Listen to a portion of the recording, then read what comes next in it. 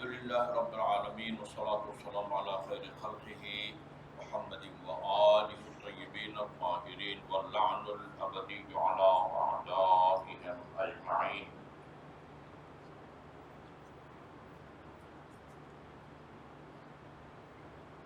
امیر المومنین علیہ الصلوۃ والسلام کے 400 ابواب میں سے ایک باب جس کا تعلق جہاد فی سبیل اللہ سے تھا، کل وہ آپ کی خدمت میں بیان کیا گیا، اور اسی جنگ سے متعلق جو آپ کی ہدایات ہیں وہ کل مکمل نہیں ہوئی تھی، اس لیے میں اس کو شروع سے دہراتا ہوں۔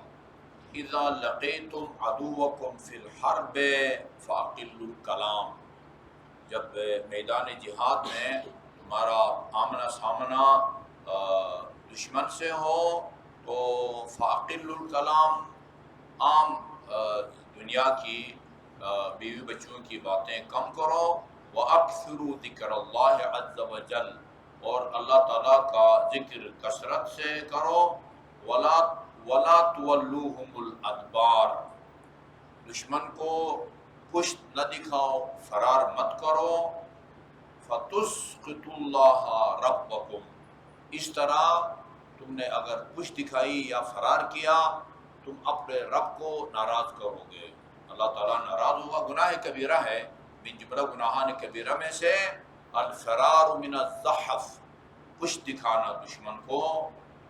اچھا جی، وَتَسْتَوْجِبُ غَضَبَهُ، اللہ تعالیٰ کے غضب، ناراض بھی ہوگا، وہ غضبناک بھی ہوگا۔ یہاں تک ہم نے کل پڑھا تھا، آج یہاں سے شروع ہوتا ہے، وہ بھی اسی جنگ اور جہاد سے متعلق اور ریلیٹڈ ہے۔ وَإِذَا رَأَيْتُم مِّنْ إِخْوَانِكُمْ فِي الْحَرْبِ الرَّجُلَ الْمَجْرُوحَ أَوْ مَنْ قَدْ نُكِّلَ بِهِ أَوْ مَنْ قَدْ طَمِعَ عَدُوُّكُمْ فِيهِ فَقَوُّوهُ بِأَنفُسِكُمْ، اور اگر تم جنگ میں دیکھو صرف اپنے آپ کو جو ہے نا بچانے پر اکتفا نہ کرو، تم اگر دیکھو کہ جنگ کے دوران تمہارا کوئی جہاد کا ساتھی وہ مجروح ہو گیا ہے، زخمی ہو گیا ہے، او من قد نکل بہ، یا اس کو کوئی دھکیلا جا رہا ہے، اس کو جو ہے نا وہ گھیرا جا رہا ہے، جی ہاں، یا او من طمع عدوکم فیہ، یا تمہارا دشمن جس کے بارے میں طمع رکھتا ہے، لالچ رکھتا ہے، یعنی یا اس کے کسی قیمتی چیز کو مثلا اس سے چھیننا چاہتا ہے، یعنی تمہارا کوئی بھی جنگی ساتھی میدان جنگ میں اگر تم دیکھو متاثر ہوتا ہے، فَقَوُّوهُ بِأَنفُسِكُمْ، یعنی اس کی بھی تقویت کرو، اس کی بھی مدد کرو، اس کو بھی طاقت پہنچاؤ۔ یہ یہاں تک بات ختم ہو گئی۔ نیا باب شروع فرما رہے ہیں، فرمایا اصطنعوا المعروف بما قدرتم علی اصطناعہ، جتنا ہو سکے تم سے لوگوں کے ساتھ نیکی کرو، معروف نہ المعروف ہے، لوگوں کے ساتھ جو ہے نا وہ نیکی کرو، احسان کرو، حسن سلوک کرو جتنا تم سے ہو سکے۔ فَإِنَّهُ يَقِي مَصَارِعَ السُّوءِ، میں بار بار عرض کر چکا کہ جو نیکیاں ہوتی ہیں، ایک تو روز قیامت انسان کو اس کا ثواب ملتا ہے، اخروی روز قیامت ثواب ملتا ہے، اس کے علاوہ نیکیوں کا اس دنیا میں بھی بہت سارے فوائد ہیں، نقصانات سے بہت ساری نیکیاں بچاتی ہے انسان کو۔ اسی طرح برائی بھی بعض برائی یعنی آخرت کے عذاب کے علاوہ اس دنیا میں بھی اس کے بہت سارے جو ہے نا وہ نقصانات ہیں۔ نیکی کا روز قیامت اجر بھی ملتا ہے، دنیا میں بھی فائدے ملتے ہیں۔ دنیا میں جو فائدہ ہے یا مالی فائدہ ہوتا ہے یا بندہ صحت مند ہوتا ہے، یہ کیا کہتے ہیں موت سے بچ جاتا ہے، عمر بڑھ جاتی ہے، یہ نیکی کے دو فائدے ہیں، دنیا میں بھی اور آخرت میں بھی. اسی طرح برائی کے بھی دو قسم کے نقصانات ہیں. دنیا میں بھی اس کا نقصان ہوتا ہے، مالی نقصان کی صورت میں یا جانی نقصان کی صورت میں. آخرت کا ثواب الگ ہے، آخرت کا ثواب الگ ہے. اچھا، نیکی کا کیا فائدہ ہے؟ فَإِنَّهُ يَقِي مَصَارِعَ السُّوءِ،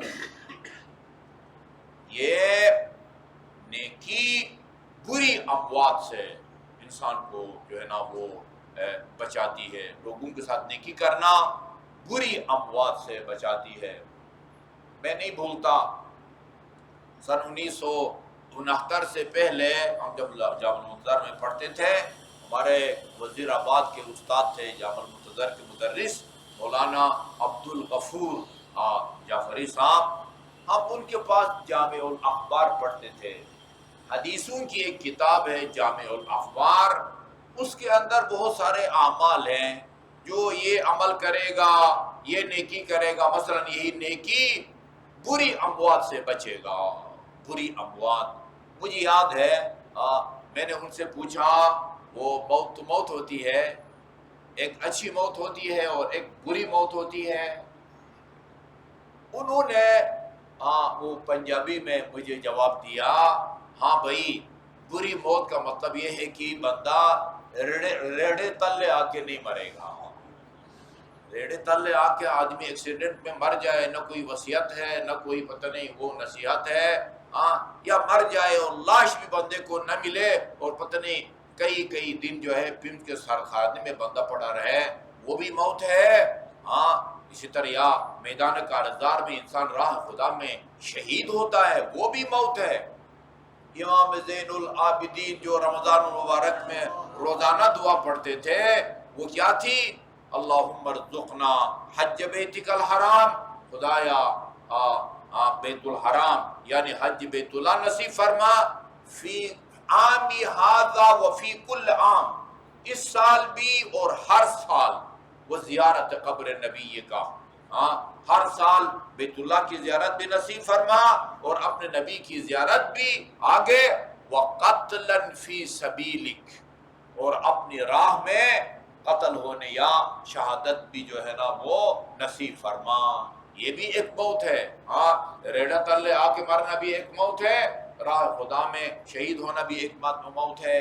یا گھر کے اندر بندہ بیمار ہو جاتا ہے، ساری عیادت کرنے والے آئے ہوتے ہیں، وصیت بھی بندہ کرتا ہے اور جو ہے نا سب کے سامنے بڑی سہولت کے ساتھ جو ہے نا اس کی روح کو اللہ کے نمائندے فرشتے قبض کرتے ہیں. موت ایک جیسی نہیں ہوتی. یہ معروف جو لوگوں کے ساتھ نیکی کرتے ہیں، تقی مصارع السوء. نہج البلاغہ کے خطبہ نمبر 110 میں امیر المومنین نے 11 اعمال کا ذکر کیا ہے جن کا نام بہترین وسیلہ رکھا ہے. انا افضل ما توسل به المتوسلون الی اللہ تبارک و تعالی، وہ بہترین اعمال کی جن کے ذریعے ہم اللہ تعالیٰ تک رسائی حاصل کر سکتے ہیں، ان میں اللہ پر ایمان لانا، رسول پر ایمان لانا، اچھا جی نماز، روزہ، زکوٰۃ وغیرہ. وہاں صدقہ کا بھی ہے. صدقہ یعنی چھپا کے صدقہ دینے سے بندے کے گناہ معاف ہوتے ہیں، اور دکھا کے، بشرطی کی نیت دکھاوا نہ ہو بلکہ اور لوگوں کی ترغیب یا تشویق ہو، یہ لوگوں کے سامنے صدقہ دینا تقی مصارع السوء، یہ بری اموات سے انسان کو جو ہے نا وہ بچاتا ہے. یہ العمل، جی ہاں. اچھا جی، یہ دیکھیں بالکل نئی بحث شروع ہو گئی. عجیب ہے، یعنی ایک دوسرے سے کوئی تعلق نہیں ہے. ابھی جہاد کی بات ہو رہی تھی، اس کے بعد جو ہے وہ لوگوں کے ساتھ نیکی کرنے کی بات ہو گئی. لوگوں کی نیکی کرنے کا آخرت میں ثواب کے علاوہ دنیا میں انسان اللہ تعالیٰ اس کو بری اموات سے جو ہے نا وہ محفوظ رکھتا ہے. اس کے بعد فرمایا من اراد منکم ان یتعلم کیف منزلته عند اللہ فلینظر کیف منزلۃ اللہ منہ عند الذنوب کذالک تکون منزلته عند اللہ. تم میں سے اگر کوئی یہ چاہتا ہے نا کہ نہ معلوم، یہ معلوم کرنا چاہے کہ خدا کے نزدیک میرا کیا مقام ہے، یہ اگر کوئی جاننا چاہتا ہے تو پھر یہ دیکھے کہ جب وہ کسی گناہ کے قریب جاتا ہے اس وقت خدا کا اس کے نزدیک یا دل و دماغ میں کیا مقام ہوتا ہے۔ جو مقام خدا کا تیرے نزدیک ہے تمہیں یقین ہونا چاہیے کہ وہی مقام تمہارا خدا کے نزدیک ہے۔ من اراد منکم، تم میں سے، اسی لیے میں نے کہا اس کا نام جو ہے نا کشکول رکھنا چاہیے۔ کہیں جو ہے نا وہ کھانے پینے کی چیزیں ہو رہی ہیں، کون سا پرندہ حلال ہے کون سا پرندہ حرام ہے، انسان حلال گوشت جانور کے اندر کون کون سے اعضاء ہیں جن کا کھانا حرام ہے، بتایا تھا تلی جو ہے تلی وہ حرام ہے، فلان حرام ہے فلان حرام ہے۔ کبھی راہ خدا میں وہ جہاد کی ہدایات دے رہے ہیں اور ادھر فرماتے گا تم یہ جاننا چاہتے ہو کہ خدا کے ہاں تمہارا کیا مقام و منزلت ہے۔ یہ اپنے گریبان میں جھانک کے دیکھو کہ جب تم کسی گناہ کا ارادہ کرتے ہو اس وقت خدا تمہیں یاد آتا ہے یا نہیں آتا۔ یا تم اگر یہ جاننا چاہتے ہو ان یعلم کیف منزلتہ عند اللہ، میرا مقام خدا کے ہاں کیا ہے اور کیسا ہے، فلینظر، وہ یہ دیکھے، کیف منزلت اللہ عنده منہ، خدا کا مقام تمہارے نزدیک کیا ہے، عند الذنوب، جب تم کوئی گناہ کرنے لگتے ہو، کذالک تکون منزلتہ عند اللہ تبارک و تعالی، جیسا مقام خدا کا تیرے نزدیک ہوگا ویسے ہی تیرا مقام خدا کے نزدیک ہوگا۔ یہ تو بہت آسان ہے، پڑتال جو ہے وہ بہت آسان ہے۔ اچھا جی، اس کے بعد یہ بالکل ایک نئی بات چھیڑ دی، فرمایا افضل ما یتخذہ الرجل فی منزلہ لعیالہ، سب سے بہترین چیز جس کو بندہ بازار سے خرید کے بیوی بچوں کے لیے گھر میں رکھے وہ بکری ہے، بکری۔ افضل ما،